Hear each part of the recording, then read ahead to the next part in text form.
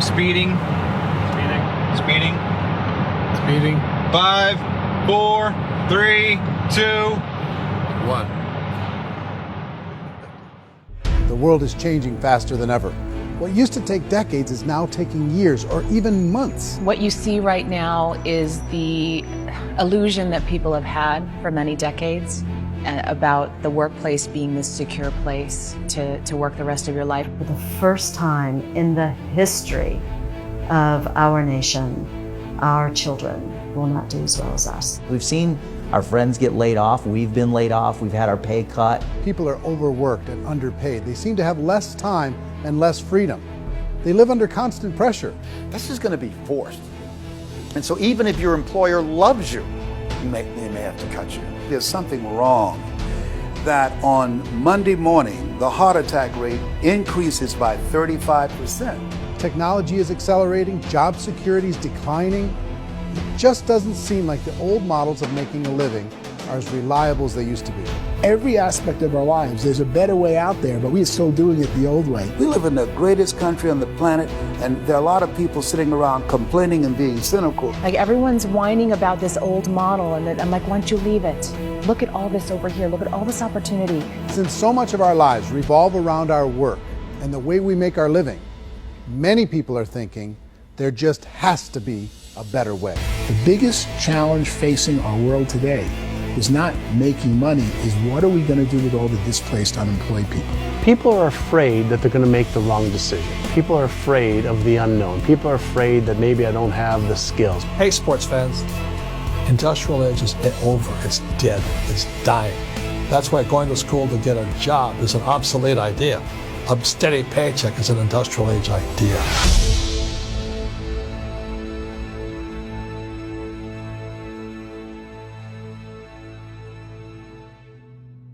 It's the search for answers that has brought us here together today.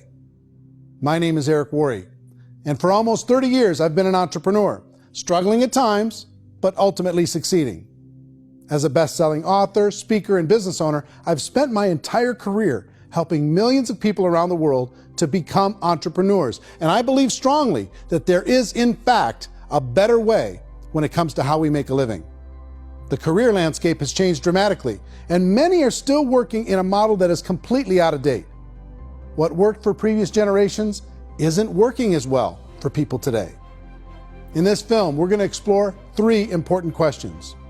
First, what's really going on in our working world today? Second, in this new economy, is it better to become an entrepreneur, or is it safer to work for someone else? And third, if a person decides to become an entrepreneur and start their own business, how can they do it without taking on massive risk? To help in this journey, I've brought together some of the greatest experts and thought leaders in the field of entrepreneurship to share the real facts with you. My intention is to give you new information that will allow you to make choices that are not limited by an old, outdated model. Let's start by understanding what's going on in our working world today.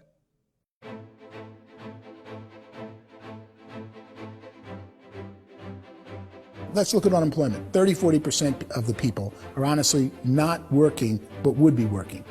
What our government does is if you haven't found a job in 6 months, we don't call you unemployed. We pretend you dropped out of the labor force. I've often said that unemployment, particularly structural unemployment, that's unemployment due to technological changes, is the first sign of economic growth. Think of it, 10 people live on an island. They go out every day and fish. One day, new technology shows up. A missionary brings them a net. Now, using the net, one pilots the boat, one throws the net. 2 fishermen can do all the work 10 used to. That's a 500% increase in productivity, 2 doing the work of 10, in one day. You don't have to learn a lot to learn how to throw a net instead of throw a fishing line. The island's got a big problem, 80% unemployment. But the island still has all the wealth of the fish because the 2 people produce as much fish as 10 did.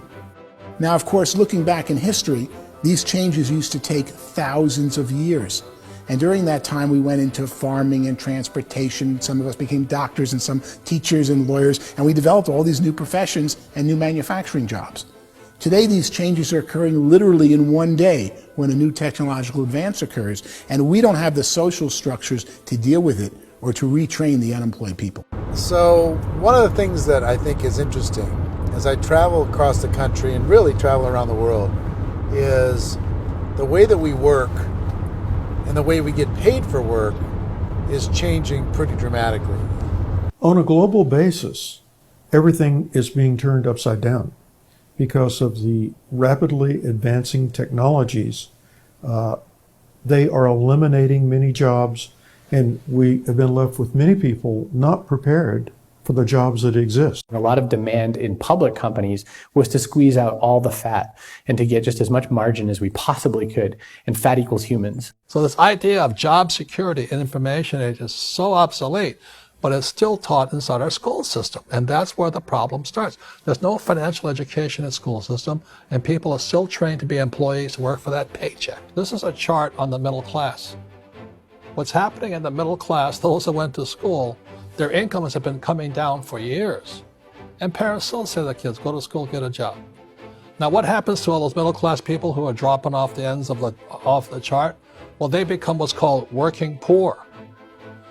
And this is what happens to working poor. But they say poverty is ending. Well, poverty may be ending, but working poverty is going up. And this is food stamp usage. So food stamp usage in America is going through the roof right now because people cannot earn what they call a living wage. Most people have experienced financial pressures that I think are probably greater than they have been in the past. If you're not working for yourself, then it's going to be a pretty hard road for a lot of people. Today, if you're going to control your future, the 40-40 plan is gone where you can graduate from college and get a job and work for 40 hours a week for 40 years. That day is gone. So some of these charts actually tell you what's going on. And this is a really interesting one, you know. People are going back to school because if I go back to school, I'll get a nice job. But this is what's happening to, it's called Sallie Mae, which is the student loan guys. Student loan is going through the roof. It's now over $1 trillion, and student loan debt is worse than credit card debt. So when people stopped using credit card, the government got people into student loan debt. And the problem with student loan debt is you can never be forgiven. See, with credit card debt, you can declare bankruptcy and all's forgiven. But student loan debt, you can declare bankruptcy, you still owe it. It's the worst of all debt. But this is the next picture. Look at this chart here. This is what's happening to wages of college graduates. It's going down. So you go to college, you rack up all this debt, but you earn less money. Now, that's not that intelligent. Average person who's been working a lifetime in America today is ending their lifetime at 65 with about $41,000 in assets. They earned just enough to survive. I think in the United States we have something like 17 trillion in debt. That's just the federal government debt. We got another 2 in municipal and in other, let's call it almost 20 trillion government. We've got 40 trillion in private debt. That comes up to close to 60 trillion. When you then add something we never had before, what you were talking about, when we look at the unfunded portion of Social Security and primarily Medicare, Medicaid, that at the most conservative estimates from outside firms, Kleiner Perkins, 67 trillion and growing. That's more than all our other debt. There's less conservative estimates that say it's 84 trillion or higher. I added up conservatively $127 trillion in total debt. Debt is a financial drug. When you take it to excess, it's like taking a drug. Yeah, it makes you feel better, it enhances your performance, but at a huge cost, eventually it kills you. And so that's what happens. We keep doing more and more debt, and you get less and less results, just like a drug, until the debt gets so high that it crushes the whole system. That's where we're at, 8.2 times GDP. You know who I feel sorry for? I feel sorry for the person who dreads going to work, who is sick to their stomach on Monday morning, who hates their alarm clock, who gets a little glimmer of hope on a Wednesday because it's hump day and says, thank God it's Friday. And they live for those 2 days a week where they get to be themselves and they don't have to be around people they don't like, and they don't have to play the political game in the office, and they don't have to live this half life. The person that works 50 weeks a year just to be able to have the 2 weeks for vacation. And you know what happens to most of them nowadays? They don't have a vacation. They have a staycation. They have time off of work, but they don't get to go where they want to go because they're overextended. They've got all this debt. They got all this situation. They hate their alarm clock. They can't sleep until they're done. They have to spend most of their life in traffic.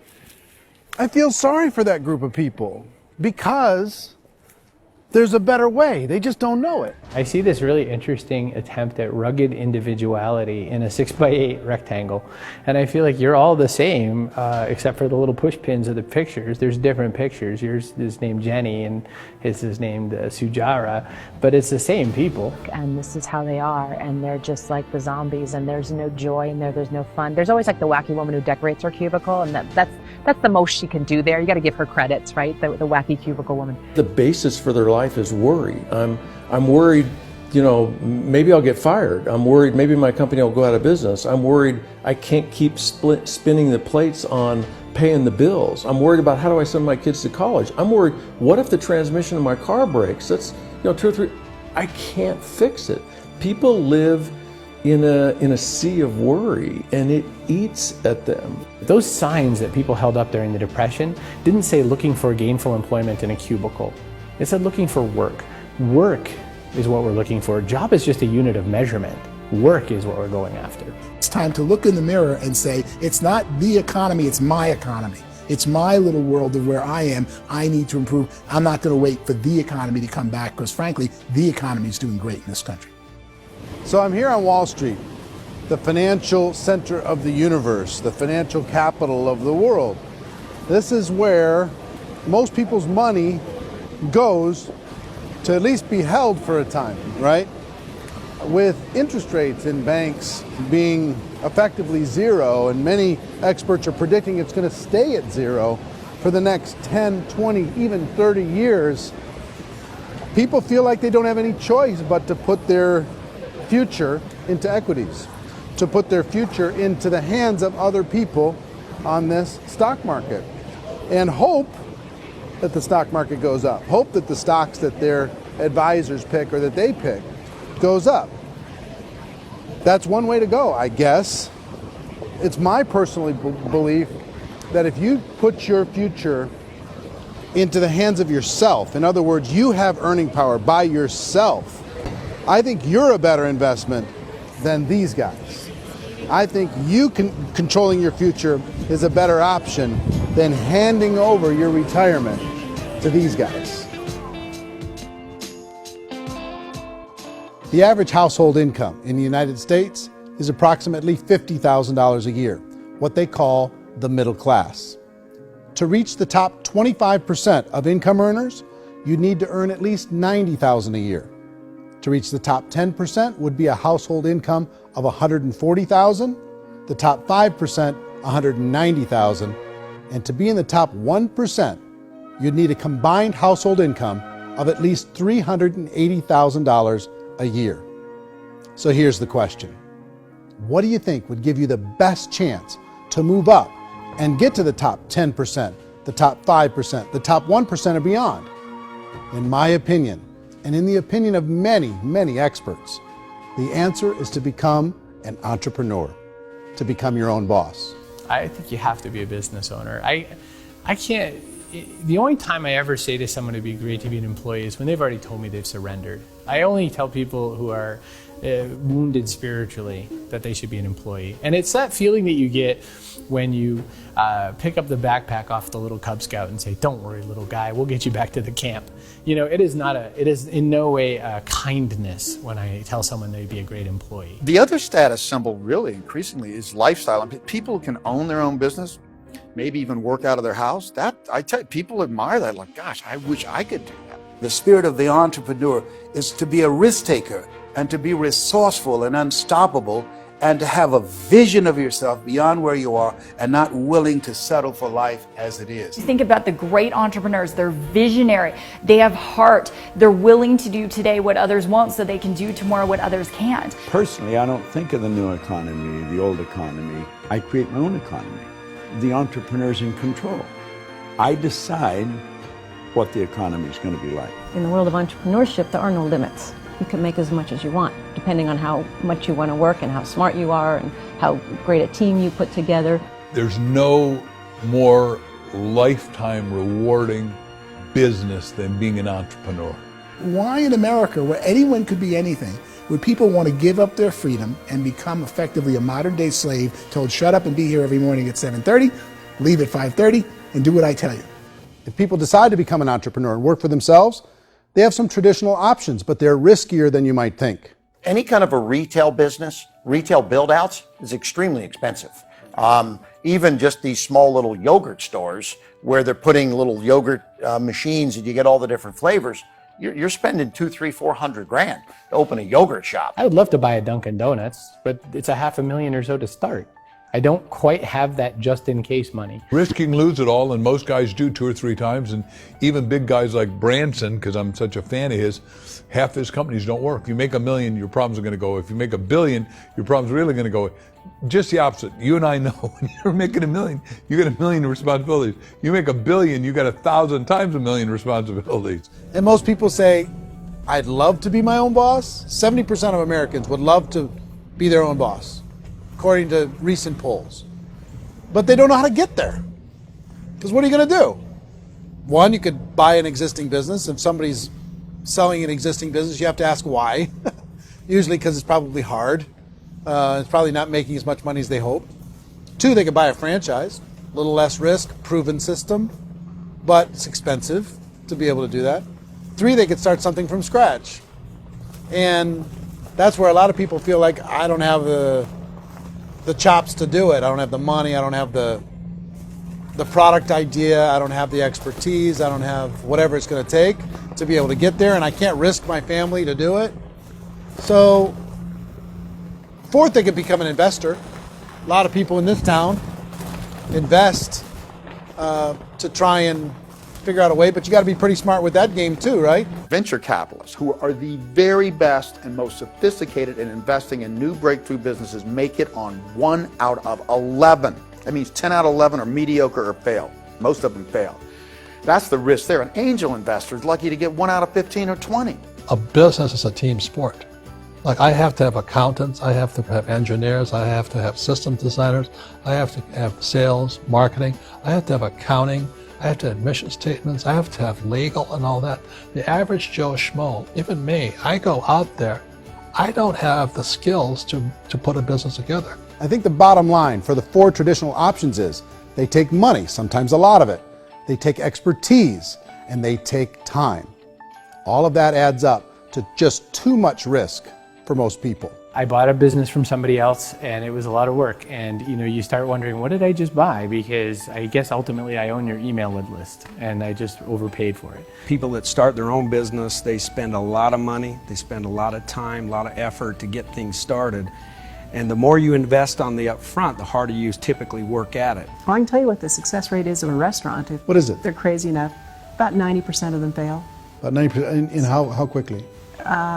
Year or less. Wow. And if we're talking non-franchise, we're talking franchise, Sure. that's totally different. Yeah. But our students aren't getting franchise restaurants. You got to invest big money. Exactly. And with someone like McDonald's, you've had to work with the company for a long period of time, really know the You even have a institution. chance at investing $1 You million. have a chance, and it's a slim chance. What if there was a way that you had all the proven aspects, the comfort aspects, and you could still control your own life? What if there was both? In other words, you didn't have to create everything from scratch. You didn't have to be a super leader. All you had to do, what if there was a proven product already? You didn't have to create the product. And there's a proven system already, proven training already. Everything except an employer. That was the only thing that you didn't have.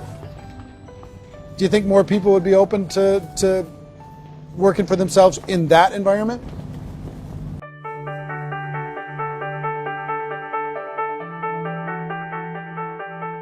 In our search for a better way to make a living, we've come to the conclusion that becoming an entrepreneur is actually safer than being an employee. And through our look at the entrepreneurial options, one particular path kept coming up from expert after expert. And I think most people will find it surprising because it's certainly a non-traditional business model. That model is for people to start their own business and become an entrepreneur through the creation of a network marketing business. Some people call it direct selling because the product is being sold directly from the manufacturer to the end consumer, cutting out the middlemen.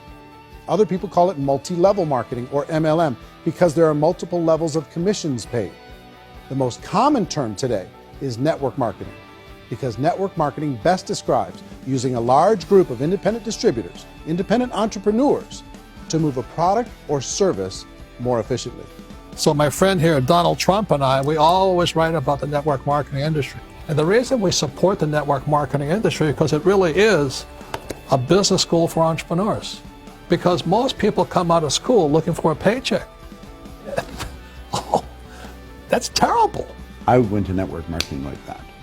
I think if it didn't exist, we should invent it. It is that good. I think direct selling is a great way to do business today. It's very easy to get into that industry, and you can be self-employed, be in effect an entrepreneur. When we see multi-billionaires adding network marketing companies to their portfolio of companies, that would be a clue. When we see people who are very famous authors and very famous business people endorsing the industry, that would be a clue. These network marketing companies aren't $50 million companies. They're billions and billions of dollars. They lead the stock market. They're major companies. When we're going to get it? You know, and you're going to school to work for a paycheck. But if you want to be rich, be an entrepreneur. And network marketing gives you the spirit to be an entrepreneur. A traditional company will spend up to 50% of their total revenue on marketing. Network marketing companies use a different approach. Instead of having all that extensive marketing expense, they utilize a network of independent distributors to do the marketing for them. Now, why do they do this? First, because word-of-mouth advertising is so much more effective today than traditional media advertising. Second, some products need to be explained or demonstrated, and an independent salesperson can do that more effectively than an ad campaign. Third, it's completely efficient. The company only pays for the marketing of their product if a sale happens and not before. Imagine if Amazon allowed you to become an independent distributor and paid out 40% of its revenue to that distributor group. All you had to do as a distributor was recommend a product, and if a person bought it on Amazon, Amazon would take care of all the logistics and you'd get paid for bringing the customer. Now imagine you got paid for every purchase that customer made for the rest of their lives. Well, Amazon doesn't offer this option, but network marketing companies do. 85% of all buying decisions in our society are made as a result of word of mouth or reputation. We're recommending things to each other all the time.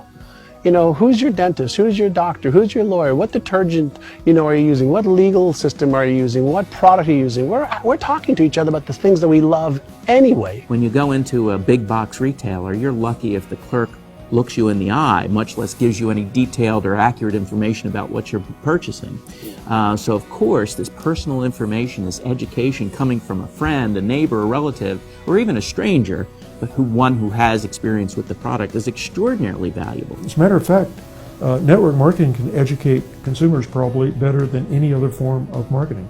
It certainly can do better than advertising, because advertising usually has a certain hype to it and you can only get limited information. So, network marketing trumps advertising. If you were a typical sales company and you wanted to sell $1 million a month worth of product, you might go find 100 superstar salespeople. The quota would be $10,000 a month. So network marketing as a distribution system just flips the numbers. So we use 10,000 happy, raving fans of a particular product, and we don't concern ourselves so much with how much product each one of them individually sells. If they sell just $100 or $200 a month, and there's 10,000 of them, you're selling $1 million to $2 million a month worth of product. And that's the best way I can explain how network marketing works. This is the marketing arm of the company. There's not money being wasted on bricks and mortar. There's not money being wasted on inventory that's sitting stagnant somewhere. There's not employees standing around that don't have customers. These are people that are going to connect with customers. These companies allow people to become independent distributors for extremely low cost and with no minimum time or sales quota. Essentially, they own their own business and can provide as much or as little sales as they choose. In other words, the distributor gets all the benefits of traditional business ownership without the risk. The advantage of network marketing is the ease of entry, the low risk, and the low startup cost, because almost everything else has very high risk. You can get in for a minimal investment. You're buying into a system that's already been proven, products or services that have been proven to work. The keys to network marketing is providing an opportunity for the masses to get involved, providing an opportunity for the average person who doesn't have the resources to start their own business. All of this so far is fairly straightforward, but network marketing offers another benefit, and it's this benefit that makes it so interesting for entrepreneurs. Network marketing allows a distributor to build their own network of other distributors and then compensates them on the sales created by that entire group. Direct selling is, at its base, very simple. It's the sale of a product or service to an individual on a face-to-face, one-on-one basis, just the way we're talking right now. But there's an important element as well, and that's the offering in conjunction with that sale of product, the offering of an opportunity for someone to make something of themselves. No matter what your social status is, no matter what language that you speak, I mean, look how many unbelievable people are becoming successful to speak every kind of language out there. What an awesome gift to give the world. Instead of having to work your way up in a system and prove that you could be a sales manager, they just decided everybody can be a sales manager. Everybody gets to build a sales team from day one. And so what that brought into the system of growth as a direct selling company is the concept of compounding or geometric progression. Because now you can actually grow sales force very quickly because everybody is enrolling people in their own sales force. People who are like, oh, this is weird, I'm building a sales team. Or what do you think you do at a regular company? How do you think a regular company works? Network marketing is the only industry that doesn't say your past determines your future. It looks at your past and says, okay, now what can we train you to do so you can have a great future? Every other employer out there wants to exploit you for what you already know, not teach you something new. Network marketing has the potential to save the United States and the world because it's going to teach people not to be employees, but to be entrepreneurs.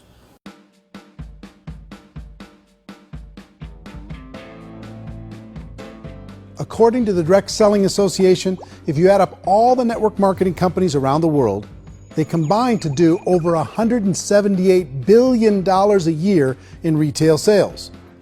To give you an idea of how big that really is, the NFL, the National Football League, does approximately $9 billion a year. The music industry does a little more than $16 billion a year, and the movie industry does about $80 billion a year. Using a conservative average, network marketing companies pay their distributors about 40% of that $178 billion in the form of commissions, which adds up to more than $71 billion a year. That's almost $6 billion a month. It's almost $200 million in commissions every single day. So it's certainly working, and people are making serious money in network marketing. With the growth of the direct selling industry over the last 10, 15, 20 years, we've seen a broader understanding of the channel. We have seen more and more people getting involved in the business, so our penetration in the marketplace has increased, and thus the understanding in the marketplace of who we are has increased. And we've seen non-direct selling companies look at the direct selling model and say, something's going on there. People are making money, companies are being profitable, individuals are being motivated, product is being delivered to market. Maybe we should explore this. Some people think only the people at the top make money. Well, let's take a look at that as well. In the network marketing profession, there are roughly 500 people in the world who earn over $1 million a year. If you round that number up to $2 million a year, that adds up to about $1 billion a year. That takes the $71 billion paid out each year down to $70 billion. So where does the rest of the money go? The vast majority goes to part-time people making anywhere from a few $100s a month to many thousands of dollars a month. It goes to people who choose to make it a full-time career move and earning even more than that. Every day, people are using the money they earn through network marketing to pay off debt, have more fun, and improve the quality of their lives. Everyone I know in network marketing has been doing that since the 50s. They go to work when they want to go to work. They stop working when they want to take time with their children to have a leisurely breakfast and discuss issues and drive them to school. They go back to work when they get home, wherever they're working out of. The biggest thing that I've seen is people that have become much happier in their life. MLM has probably made more millionaires of more people in more countries, and I've spoken to them in 67 countries, than any other single form of business, starting from nothing. If they have a choice between working a job for the next 10 years or working a network marketing business for the next 10 years, the result of working the network marketing business will be better. A lot of people within the industry go on and make this a career and do extremely well at it. Network marketing has been nothing but good for everyone I know that's been involved with it because they did it seriously and they played full out and they've been very successful. It's been a constant barrage of success stories and people showing off stuff that they got as a result of it. How many people are involved? Approximately 16 million Americans and 96 million people around the world are currently participating in network marketing. And in a recent poll, 82% of those people report a good, very good, or excellent experience with network marketing. So people are happy.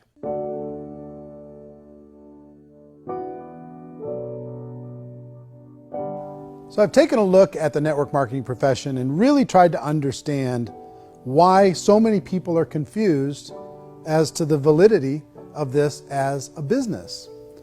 One is this pyramid shape. People get really messed up with this pyramid. Oh, it's one of those pyramid things. So I just think there are a lot of haters out there who really don't understand the industry and say, oh, it's a get-rich-quick scheme. It's a pyramid. Well, corporate America is a pyramid scheme. You know what I mean? It goes like this. You have thousands of MBAs, let's say working for Ford or General Motors or Coca-Cola. If all these MBAs are all trying to get to here, that's a pyramid. Only one guy's going to make it. Every 10 years, one's going to make it. Whereas you look at network marketing, it's like this. So you're here, and your job is to develop other CEOs coming up behind you. So it's an inverse pyramid. In network marketing, it's a very simple concept. If you sell product, you get paid. It is paid based on production. There is no first mover's advantage. There is no investment component where the more somebody spends, the more they're entitled to make. So the two are polar opposites of each other. It doesn't matter what shape the company is or the compensation plan is shaped, whether it's a circle or a pyramid or a triangle or a trapezoid, it doesn't matter. If compensation is coming primarily from recruitment, then you've got a problem. On the other hand, if an operation is basing their compensation to participants on the basis of sales, even when those sales are generated by people you've recruited, well, then you're a perfectly legitimate enterprise. That's the legal test, it's the practical test. Another issue that's been true in the past that is no longer true now is people used to be in network marketing loaded up with products that they couldn't sell and they ended up a loser. They ended up with a bunch of product in their garage, they ended up with a bunch of products sitting in their kitchen shelves or whatever, and they thought they could sell it and then they weren't willing to or able to sell it and they ended up with a bunch of stuff and they were bitter about it. There was this thing called front loading where you had to buy if you bought $25,000 worth of product, you got better commissions and all this.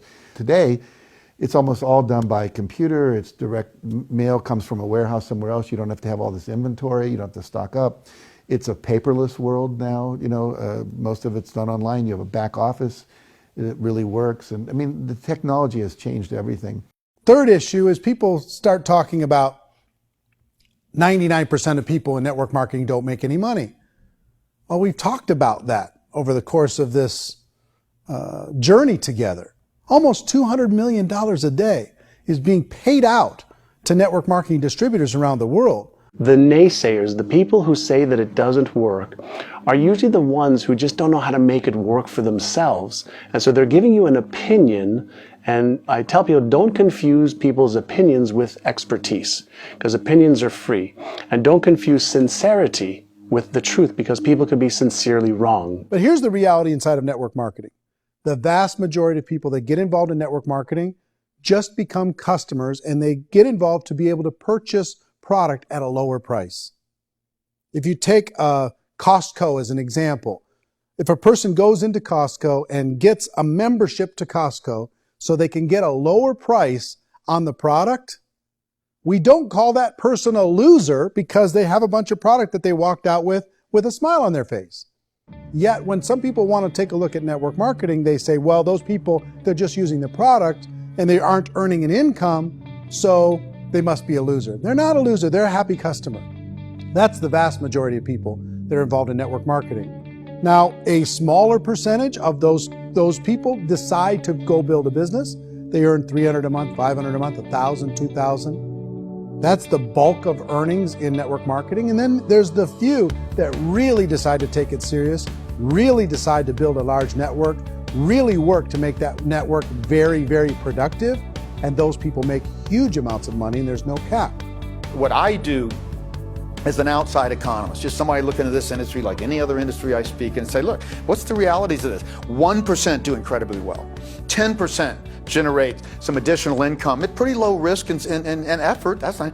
And 90% of people roughly end up customers.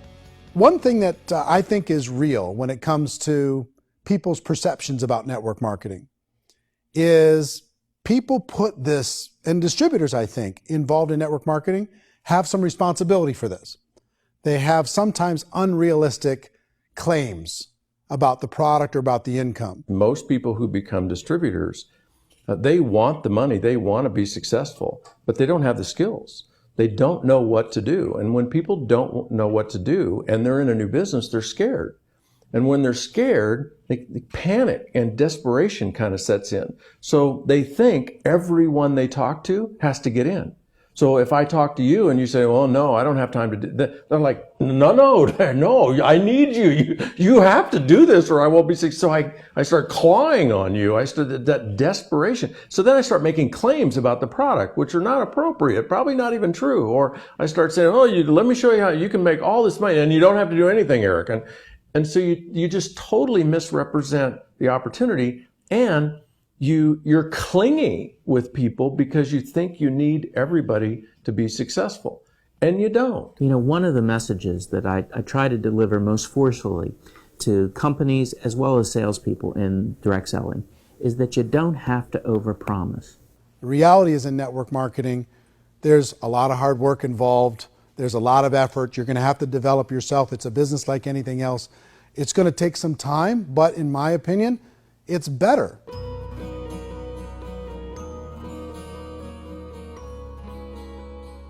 It's light years better for people starting today than it was even 5 years ago. I think it's more widely accepted now, and people understand it is a business. It is being an entrepreneur. It is being a business owner. Our belief system is based upon our evaluation of something. And frequently, if we reevaluate a situation, our belief about that situation will change. The industry has changed and it's grown up. It's totally transformed. You've got young people today that have grown up with social media, and they understand networks. They understand how people are connected through technology, and they understand how money flows through those networks. So when they see network marketing, they don't see it the way their parents saw it. And we've all learned, the larger industry that you represent, has all learned from those mistakes and flaws and errors that have happened early on. Early algorithms didn't work the right way. That's all fixed. It's like when they design a computer program, they design the program, then they run it, and then they go back through and they debug it. The MLM industry has been debugged. This is the day of being virtual, being able to run a business from your mobile phone. I mean, it's incredible. Companies are getting smarter. They're implementing more consumer protections. They're implementing more compliance training. They're doing more with respect to product research. If you do get involved and you make purchases of inventory, even on a voluntary basis, if you decide that this business is not for you, you can leave and have that inventory repurchased by the company. There's no other business that offers that kind of protection on a voluntary, self-regulatory basis.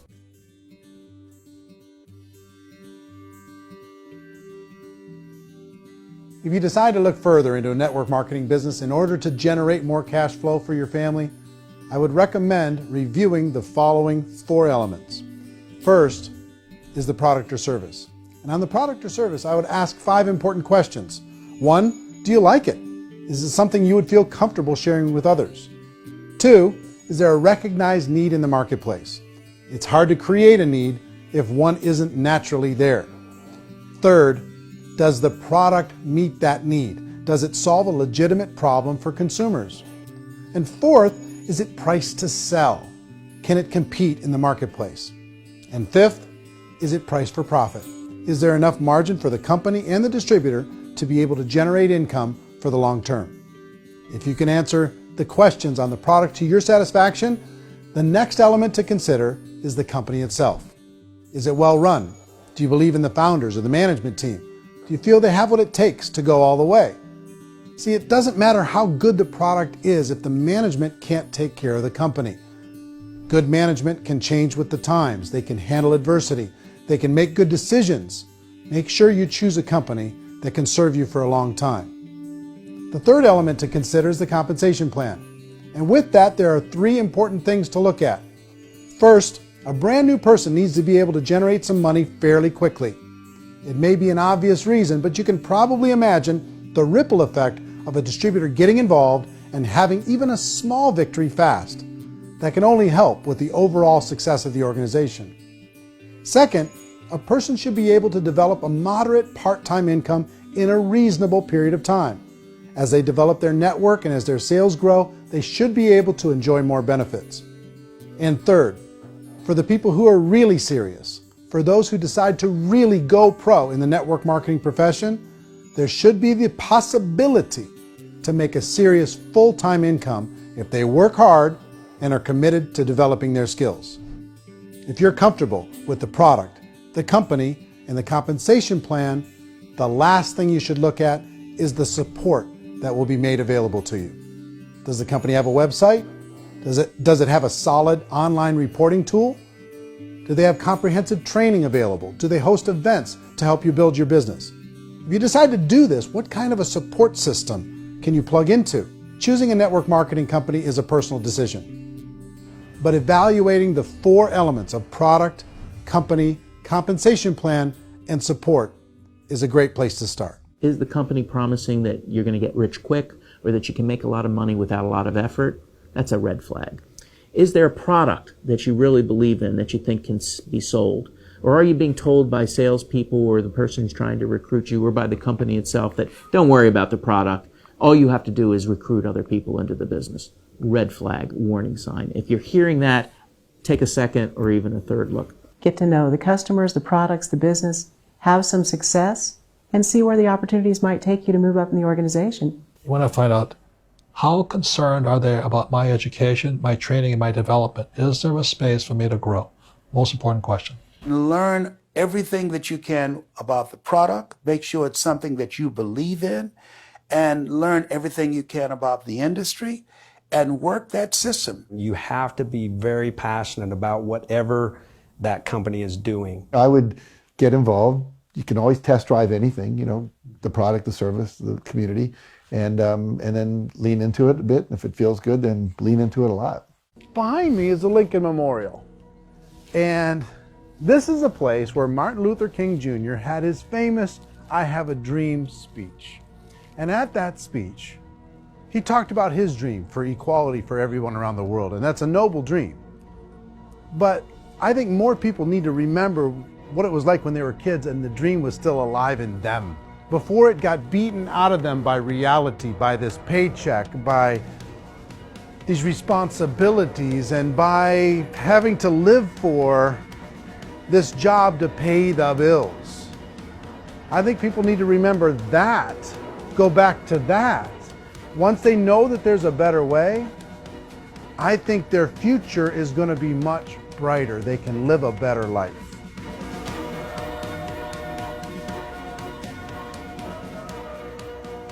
So if you're considering getting involved in a network marketing company, let me offer you just a few pieces of advice. First, network marketing isn't perfect. It's emotional, it's challenging. Like any entrepreneurial venture, it can have its up days and its down days. But if you have an entrepreneurial bone in your body, it's just better. Second, if you're gonna do it, decide to be professional. Decide to go pro. It's better to do that than just be this amateur sticking your toe in the water. Third, as any professional, you're gonna have to learn some new skills. And I promise you, inside of the network marketing profession, they're not too difficult to learn. Fourth, like anything worthwhile, it's going to take some time. Don't expect that you're going to get to the finish line right out of the gate. And fifth, it's worth it. It's worth it to be able to take charge of your life again. It's worth it to be able to control your own financial situation. It's worth it for the people you're going to be able to spend time with. It's worth it for the things you're going to be able to see and the experiences you're going to be able to experience. It's worth it for the causes you're going to be able to contribute to, the lives you're going to be able to touch, the customers you're going to be able to help, the friendships you're going to be able to develop. I promise you, it's worth it. Remember, most people are searching for answers just like you are. But I do have to tell you the catch to network marketing. If there is a catch, if you want to understand this from an emotional point of view, people say, well, it sounds too good to be true. It's not, it's hard work. But here's the catch. Most people still don't understand it. So you're going to have to endure the loss of social esteem from ignorant people. The uneducated will think less of you. Now, if you can handle that, you're on your way. If that's going to destroy you, you know what? Entrepreneurship in general probably isn't in your future. If you can face that catch, you can become unstoppable. I want everyone to really contemplate this if they're not in network marketing. You're in a job, you probably have a mortgage, you have rent, you have debt, whatever's going on. You're in a prison. You work just hard enough to keep them from firing you, and they pay you just enough to keep you from quitting. Come on! I've been there, done that, and bought that t-shirt. In network marketing, if you run into failure, it's really just a homework lesson for yourself. There's no one to blame. You really have no excuse not to be successful. You just don't.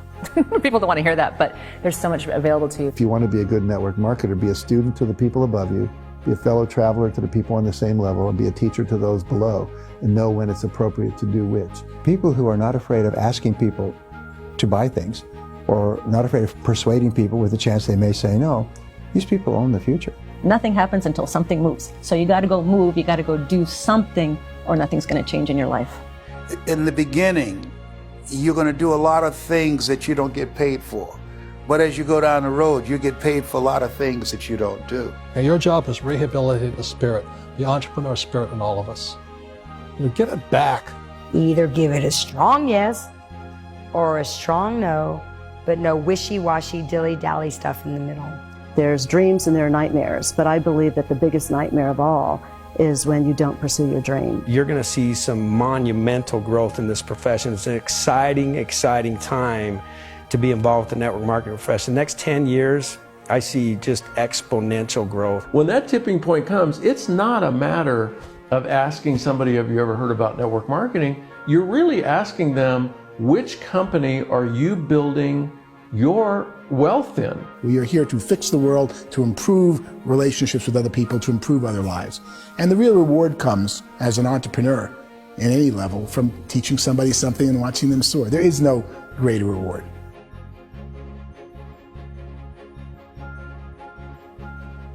Life's too short to spend it living someone else's dream instead of your own. It's too short to spend it living at a fraction of your potential. Can being an entrepreneur be a challenge at times? Sure. But here's what you get in exchange. It can be yours. Something that you built, something that you created, something that you made happen.